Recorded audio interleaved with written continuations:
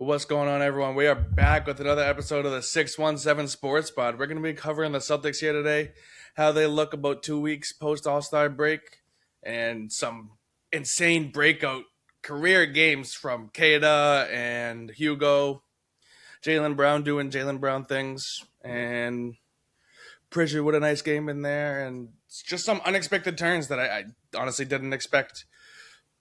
Was it 27 and 17 game from Queta? 4 blocks. Buddy, you kidding me? Hugo, 18 and 16. Yep. 5 stocks. Another thing, Garza got in there on one of the games. Yeah. He had 5 offensive rebounds. So, we're having a lot of these players kind of step up in necessary games because what was Queta's game? Was it against the Nets? No. No, that was against the Sixers. Yeah. It's all right, he absolutely just flat out dominated. Yeah, that was game. game. That was a game wrecking, just human wrecking ball. Just game absolute dominant. I've said it in the first episode. I'll say it again, dude. I got to be one of the biggest Queta fans. The way he's evolved this game, he literally went from being unplayable to 2-3 years ago. Kings released him, told him he was shit. Yeah. Packed his shit, shipped up to Boston. He's been better and better every year. He's the only Portuguese player to ever get drafted and play in an NBA game. Shut up. Really? Yeah. That's crazy. True fact. Jay with the hidden insight. I like it. Yep. How much of Queta reminds you of Rob Will? I was thinking this the other day. Okay, a good amount. Just Rob Will was undersized and he had crazy hops. Queta has... You're right there. That's true. But Queta is kind of like that low dunker spot kind of guy. He took a 3. You see him take a 3 the other night? Yeah, dude. Shot clock winding down. Shot wasn't ugly, though. It was normal over the head, just a little something. It was cool to see. Confident. He took it with confidence. Not that I did. Ever come around to that. But, yeah, I was thinking that watching this game the other night against the Sixers. Dude, Rob Will did it for a little bit longer, but he wasn't as healthy. Yeah. But I think Queta's starting to come around to it. He stays more healthy. He stays on the court. He's starting to get those more wow plays. His size is more fit for the league. I don't even know. Is Rob Will still in Portland? I have no idea. Yeah, dude. Haven't heard of over in Portland, dude. He was taking a couple with us, wasn't he, or no? Yeah, a little bit, but he's spotting up and shooting now. Something I don't know if I sent it to you the other night. I seen Andre Drummond, dude. He's 22 for, before when I seen the post, he was 22 for 59 on 3 balls this year. Wow. Andre Drummond. Where even is he? He's playing for the Sixers. He just got smacked. Yeah. He got smacked by Queta. Andre Drummond is he's one of the last ones standing. Prime 20s big man, interior guy. Yeah. There's no one left. Horse. There's nobody left, man. Nope. Think about it. Blake, LaMarcus. Who else are the DeAndre Jordan, JaVale McGee. Yeah, JaVale McGee. He was a bonehead. Not that Boogie's the same type of frame, but Boogie got rid of the league too early. Way too early, but he was very injury prone. Yeah, it's a dying breed, man. Yeah. And I see a lot of people saying I just don't like Queta's game, and it's just can't space the floor. If you play it at the right times, you gotta work. Okay, who's a good example? What team? Let's just use the Sixers for example. Okay. You can play Joel Embiid both ways. You can. Vucevic he's not much more. What's the word I'm looking for? He's not much more reliable at the perimeter. Yeah. But he's definitely better than Queta. Yeah. So if you got Joel Embiid taking a lot more middies and threes, you can have Vooch out there. Mm-hmm. But if he's trying to go to work in the post game, you can get Queta down there. So you kind of, which I fully trust Mazzulla to Yeah. make Same the here. right decision. Coach of the year, without a doubt. And I Yep. think Queta should be most improved player of the year. You know, we've never had a most improved player of the year. Ever? Never. The Wow. only award we've never won. Yeah, I love Queta's development, but I want to talk about Hugo Gonzalez, dude. This kid, he's Tatum in like 6, 7, 8 years. He's gonna be passing Hugo the keys, dude. Dude, you Hugo. think? Okay, so I think yes. I think Hugo will be a star for this team for the next 13, 15 years in a Yeah. couple of years. But I think Hugo will be like a Derek White in 5 years. Okay. He's a 3 and D, obviously not the same position, but the role. Three Right. and D guy. He's not really the best with the as a main primary ball handler, but he's got time to develop. You know, Derek Yeah, White. right. He's a good ball handler, but he's better catch and shoot and cutting. But Yeah, I he's think good at driving Hugo. too. Oh yeah, especially when Tatum's on the court. Hugo, I see a lot of the same things. He makes the nice backdoor cuts. He's always open. He's everywhere. He is everywhere, dude. His size, he doesn't care about him being a little undersized. Yeah. He locks people up, man. And I think the game against the Sixers, he held Tyrese Maxey to like I want to say like 6 for 15, dude, or something Wow. crazy. Like he locked up Tyrese. He's not scared to play 1 through 5. He's got height. He can board, block, steal, catch and shoot player. He will. I think he's gonna be like the next D White. Yeah. I love that. I mean, I think that could be like potentially his lowest. I think he could even like outdo Derek White because he's kind of doing the Derek White things now. Yeah. You think he could be like a Paul George? Like that kind of 3 and D? Talent, like complete overall talent wise, Yeah. too. That's kind of big standards. I'm not gonna Yeah, lie, yeah. because Paul George now is a joke, but like Well, yeah. Indiana Pacers Paul George and OKC Paul George is crazy. Woo-hoo-hoo. I can see the comparisons. I think that's like I think those are two good baselines, like Derek White to Paul George. He could kind of fall somewhere in between the two, a little better than Derek White, but yeah, man, unexpected pieces just like the game against. Okay, so we had 5 games, 7 nights. Yep. We played the Lakers and then the Nuggets. We smoked the Lakers. We choked hella against the Nuggets. Salt that game.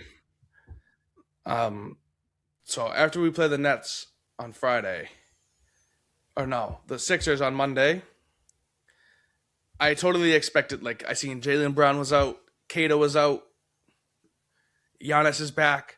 It just sounds like the classic, like, Celtics kind of recipe for disaster, which it is what it is, like 5 games and 7 nights. But they came out hot. They just absolutely spoiled Giannis's return. It was good to see. Yeah. With all this going on, I think I'm just trying how to say that. With all these unexpected turn of events, I think it just makes us match up so much better against teams like the Cavs and the Pistons in a couple months, like 1 month. All right, so let's look at it like this. I don't know. So Tobias Harris is at the 4, right? Yeah. So Jalen Duren and Vooch, Kata and Vooch can work off. They can work off the run between the two of them. Hugo and Tatum in the playoffs going against Tobias, they will strap him up. Oh yeah. The way we can defend, again, just like the year we won our championship, like a lot of our players, like Derek White plays 1 through 5. Jaylen Brown can guard 1 through 5. Tatum can guard 1 through 5. Vooch not as much. Yeah. Pritchard's not a slouch. Hauser is probably our worst defender, but he's not. Yeah, he's bad. not. He's not like a cone. Like I seriously think like this might be like a crazy year, like unexpected year. Like we might have free reign to the championship, dude. Like if Tatum comes back and it's just everything just flows, he plays like Tatum. Like we're smoking out teams. Yeah. I mean, okay, I know it was the Nets, but we beat them by 45. Like Yeah, and did you know we had the highest efficiency field goal Yep. Oh, that percentage was the most ever. ever. Ever. Yeah. And it was a team effort. It wasn't just one player, it was everybody. What are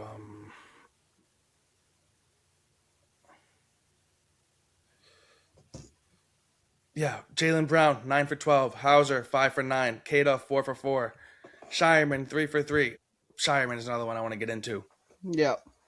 Pritchard, 9 for 12. Vooch, 9 for 13. Like, I don't see the full numbers here, but I don't know what the actual field goals made to miss was, but it had to have Right. been insane. Just another person just filling their role that kind of came out of nowhere. Shireman had a shaky rookie year. Yeah. First round pick, we thought he was going to be something like crazy with that sharpshooting. I mean, he showed flashes last Oh year. yeah, but this year he's scrappy. He don't care. Yeah. He takes over. He makes the right passes. He cuts. He follows his shots. He Yeah. does everything the Celtic way, dude.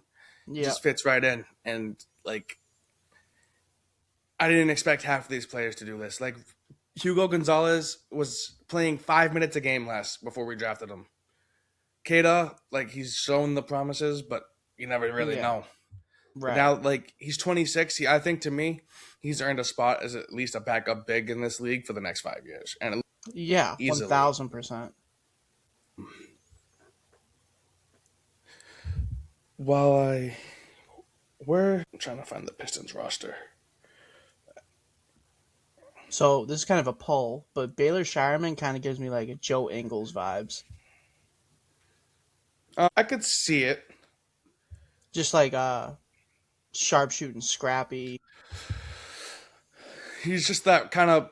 Yeah, I think he has a higher ceiling than what Joe. Oh Ingles no, I do too. But I'm was, saying right but he's now. definitely like play style. Like, I see a division. Amen Thompson. Okay, so I want to sort of wrap up this Pistons thing real quick. I know I kind of already shit on them in the first episode. I don't care. Jalen Brown is locking up Amen Thompson, or is it Asar?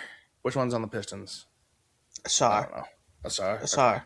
Asar Thompson. Duncan Robinson. I don't know. The game I'm looking at, 35 minutes, he had 6 points, so he's not a factor. I just don't think.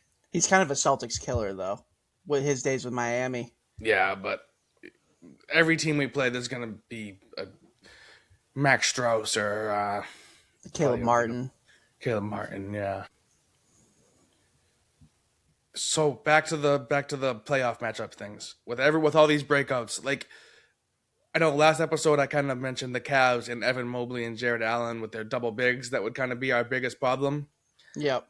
But now with what we've been seeing Hugo do all year, after what he did to the Bucks, like it's completely like could be the total difference maker in the outcome of a series. Yeah, 100%. Because if you can't trust just Cato or just Vooch to stop Evan Mobley and Jared Allen, Hugo's got the size. Jason Tatum's got the size because he's going to be coming back. Like, I think last episode we said it seemed to be like it was going to be March 1st.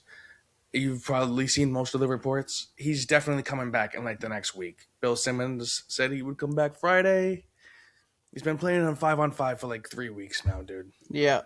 I'm like, just waiting for it. I know. Other than that, dude, there's just not a threat in the East. Like, I just don't see it. The Raptors are the 5 seed, dude. Are we shitting me? I didn't even know that. So, when Tatum coming back, how do you think he incorporates himself back into the lineup? Like, you think he's going to be okay being backburnered? Yeah. I think definitely for the first couple weeks, it's going to be him being almost a role player. But it's going to be tough for him being a role player. But I think that's what he's going to do. Like, just, he's been going to all the games, watching the team play. He should just take a back seat for a little bit. And then once he gets his feet wet, be Jason Tatum. Off the bench type? or you think just not be the I'm focal more point of thinking the offense? not being a focal point of the offense. Okay, I kind of agree. I think I seen something earlier today. It said he understands that it's basically Jaylen Brown's team. Oh, Which I really? mean, he's I not. didn't see that. It's not. I don't know how. I don't know what the source was. I don't know how true it was, but if he did say that, I mean, Yeah. I was talking to someone the other day, one of my buddies, and he asked me if I genuinely thought Tatum and Brown actually liked each other, and I'm I think they 100% do. like obviously because Yeah. like they've been together for 9 years. Yeah, they're I like think they brothers. just mesh together so well. And I know that I just kind of brought this up and it was irrelevant, but it just goes to show like I think that being said, it will help Tatum and Brown it will help Tatum basically sit on the back burner and Jaylen Brown kind of get him back into the flow of things. Them having Yeah. that brotherhood in the 8 years for Brown, 7 for Tatum, or 9 for Yeah, something Tatum. like that. A lot. 2017 and 2016. So this is year 10 for JB. It's crazy, dude. And then you got Pritchard. He just does his Pritchard thing. Like he put up he's just so consistent. That's just So what he consistent. does, man.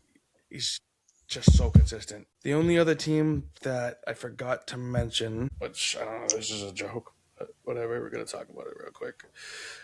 Because you got the Knicks, the Pistons, and the Cavs, and the Raptors. Those are so if we were to end the playoffs today, actually we'd play the Magic, but let's just look at the top seeds. I just want to look at how we line up.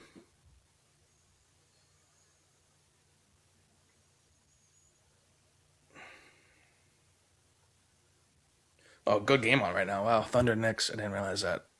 Oh, no shit. So OG, he's not a threat offensively. Defensively, all right, he'll hold Tatum and Brown to a little bit, but whatever. Yeah. Cat, I'm not worried. Between Queta and Vooch and Hugo, they'll lock him up. Mikal Bridges is what it is. If he goes off against us, let him go off against us. And we would have beat them last year with Tatum. Not last year. Yeah, last year. Last year. Yeah, last Would have year. beat him. We would have beat him last year without Tatum for sure. I think between Hugo and Derek White, you still have the Drew Holiday, Derek White type defense. You still have the Vooch pick and pops to replace Horford. You got the deep and Kristaps. You got the interior guy in Queta to replace Cornette and Tillman. Tillman didn't really play that much, but you still have all the pieces. You still have every single piece to get to the finals, for sure. How we match up against the West, I honestly kind of scary. I don't think it's a year we can win, but I think it's a year we can definitely make it. Because if we have to match up against the Thunder this year, I'm not gonna lie, this is the only team that kind of scares me. So deep. It's all right. I don't know who this Brooks Barnheiser guy is, but Aaron Wiggins, Isaiah Joe, and they got Jared McCain, dude. He's a baller. Caruso. Yeah. Kenrich, I don't know who Kenrich Williams is. SGA, Caton Wallace. All right. We'll do the same thing. So, D White, it's really hard to say anyone will really stop SGA. No, there'll be, okay, well, I mean, it's possible, but it'd have to be a team effort. It's not going to be just Derek White on him for 40 minutes. It's going to have to be a lot of switches. Yeah. But if you can kind of, I guess you can't shut down their whole offense, but you could shut down a lot of their offense through SGA. Yeah. I think my second biggest concern would probably low-key be Chet. Yeah, I think he's got that size, and he's got the size. He can stretch the floor. He's going to run circles around Queta. That's scary to think about. Yeah. And he also might run circles around Vooch outside the paint. So it's maybe you got Garza in there. One of the quickest guys in the league, actually. I seen that thing. He ran a 4.5 miles he ran in a game. Someone in the league ran like a 5.2. He was like 7th. He was like Garza is like one of the quickest guys in the league. So maybe that's someone you can keep on Holmgren. Outside of that, you just got to worry about like Lou Dort might maybe having a game or a Jared McCain game. But yeah, they're stacked. I think we could do it. I really want to see a Celtics Thunders final. Yeah, I really do. Like in the next 2 years. Yeah. So it's not Tatum in his early 30s, mid 30s. I just hate Lou Dort, dude. He's a dirty, dirty player. I don't like him. Yeah, he gives me Marcus Smart vibes. Like he's just kind of like that. He's super scrappy. He's better offensively than Smart. Oh yeah, 100%. I just the season has been so far from unexpected. So, yeah, it's been super fun to watch. Fun to watch. Like like this summer, do you go out and like keep your draft picks? Like, do you go make a trade? Like take Vooch? I forget if if we have him next year too. But it's like it's so interesting to see where this team goes after this year. Win or lose, Tatum coming back or not. With the breakouts we've had, it's making, I guess, not a rebuild, but what was supposed to be a down year. A down year, yeah, like a 6 seed kind of year, maybe a play-in team. That's what I thought at the beginning of the year, like 30, 35 wins. Yeah. But it's going to make this next couple of years a little bit easier. Scheinman and then Queta and Hugo. And, dude, the biggest steal of the league, contractually wise, Peyton Pritchard making $7 million until 2030. Yeah. Also, Hugo Gonzalez, we have him locked up until 2029. And in he's an RFA. So we can literally match any offer that he gets. Oh, I didn't know that. Okay. I didn't either. I was deep diving the other day when I found that out. So that would be huge 3 years down the line. Basically have his rights. What do we got next? Play the Hornets, actually, in 10 minutes. That'd be a good game. I'm going to throw that on. And then Dallas on Friday and the Cavs on Sunday. The Cavs will be a good one.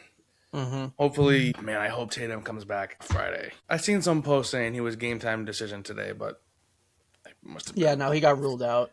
Must have been fake news. Yeah. I haven't seen anything all day. Yeah, right. But, yeah, that wraps up the last couple of games and some completely monstrous breakout games from Queta and Hugo and Shireman. With Shireman, he's starting to turn into that sharpshooter-ish that we thought he was going to be last year. He's filling that role. Mm-hmm. He's trying to get more comfortable. It's good to see. So, all right, we will touch base in a couple of days unless you got something else you want to add in here.